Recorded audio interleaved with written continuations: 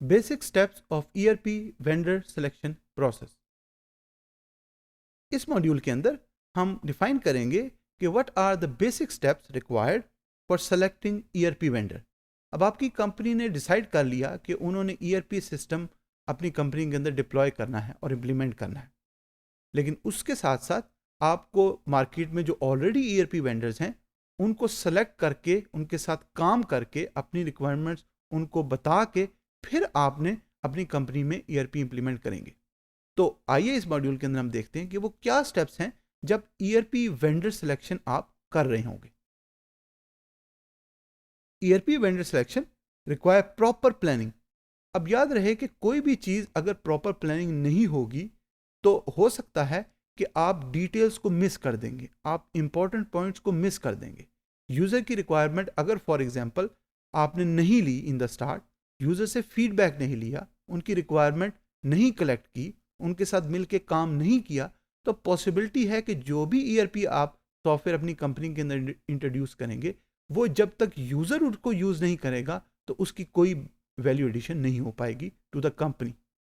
Well defined process, तो process well defined हो, पहला स्टेप क्या होगा, दूसरा स्टेप क्या होगा, आपने पहले स्टेप में करना क्या है, किन चीज़ों को आपने इंपॉर्टेंट चीज़ों को सामने रखना है, किन चीज़ों को कंसिडर करना है, एंड केयरफुल इवेल्युएशन। अब इवेल्युएशन का मतलब ये है कि आप ऑलरेडी मार्केट के अंदर काफ़ी वेंडर्स मौजूद हैं, तो आपने जब सेलेक्ट करना है तो जो भी सिस्टम आप सेलेक्ट करेंगे उसकी स्पेसिफिकेशन क्या होगी, सॉफ्टवेयर रिक्वायरमेंट क्या होगी, हार्डवेयर रिक्वायरमेंट क्या होगी, नेटवर्क रिक्वायरमेंट क्या होगी, आपने किस तरीके से अपनी रिक्वायरमेंट्स को सामने रख के, बिजनेस बेनिफिट्स को सामने रख के जो भी सिलेक्शन करेंगे वो वैल्यू एडिशन होनी चाहिए, ऑपरेशन एक्सलेंस बढ़नी चाहिए, एरर्स कम होने चाहिए, यूज़र अच्छे तरीके से उसे यूज़ करे और यूज़र प्रोडक्टिव होना चाहिए। तो वो सारी चीज़ों को आपने इवेल्युएट करना है before making this decision. Challenging, it is a challenging process that requires appropriate system for its operational needs। तो जो भी आपकी ऑपरेशनल नीड्स हैं, डे टू डे बेसिस पे जो भी यूज़र कर रहा है, जैसे भी काम कर रहा है, जो भी सिस्टम यूज़ कर रहा है, जो भी फंक्शनैलिटी यूज़ कर रहा है, वो क्या है, अगर उसको सामने रखेंगे, उसको इवेल्युएट करेंगे, फिर आप एक अच्छा ईआरपी वेंडर के साथ मिलके ईआरपी सॉफ्टवेयर खरीद सकते हैं। Require vendors to become partner for quite some time. तो जो भी वेंडर आप सेलेक्ट करेंगे, it is not about selecting a vendor and buying from it. It is all about a process in which you communicate your requirements to the vendor, work with them, and make sure that when you are implementing the ERP system in your company, the vendor works with you to fully make the best out of the ERP software. Now, अब वो कौन कौन से steps हो सकते हैं उसको ज़रा हम देखते हैं। सबसे पहले you need to create a clear picture of how business currently operates।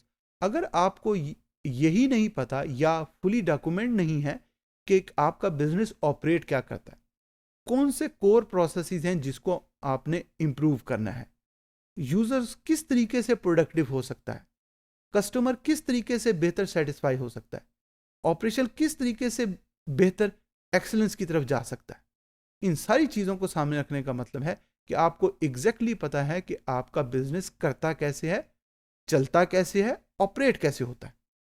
Existing operation can be improved. So existing operation, अगर नए ईआरपी सिस्टम के आने के बाद आपके प्रोसेसेस का टाइम कम नहीं हुआ और वो वैसे का वैसे है, तो आपको दोबारा सोचने की ज़रूरत है कि आप उस नए ईआरपी सिस्टम को क्यों अपनी कंपनी के अंदर इंट्रोड्यूस कर रहे हैं। क्योंकि जब आप इंट्रोड्यूस करेंगे और उसको इम्प्लीमेंट करेंगे तो it requires lot of money, lot of resources, बहुत ज़्यादा लोगों का टाइम लगेगा, उनकी एनर्जीज लगेंगी, उनके रिसोर्सेज लगेंगे, तो आपको इसको भी सामने रखकर एक अच्छी डिसीजन करनी है।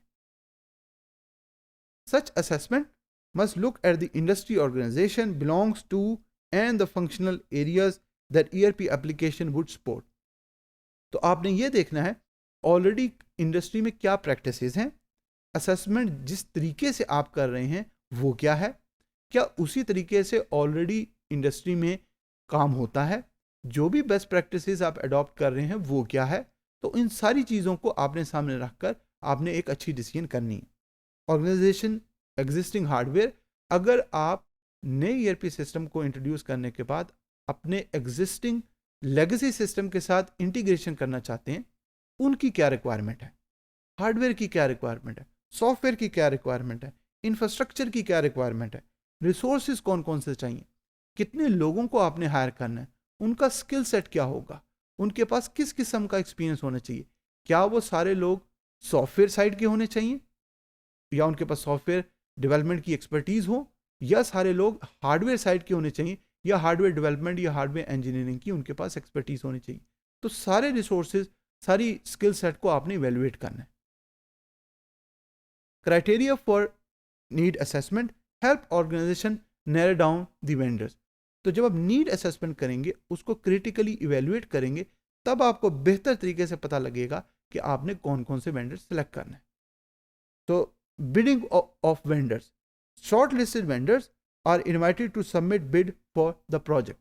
तो आपको रिक्वायरमेंट्स का पता लग गया, अपने बिजनेस की क्लियर अंडरस्टैंडिंग हो गई, कौन कौन से ऑपरेशन और किस तरीके से आपने प्रोसेसेस को इम्प्रूव करना है, नीड असेसमेंट कर ली, आपने वेंडर की एक शॉर्ट लिस्ट बना ली, और जो भी वेंडर्स उसके अंदर मौजूद हैं उनसे आपने कहा कि आप एक प्रपोजल भेजें, ताकि आप अपनी यूज़र की रिक्वायरमेंट्स, उनके सिस्टम की फंक्शनैलिटी और जो भी एडिड वैल्यू है उसको सामने रख के आप एक डिसीजन कर पाएं।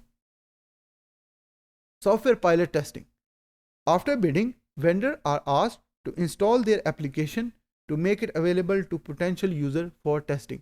In some cases, you ask the potential ERP vendors to install a pilot version, a demo version of a ERP software in your company.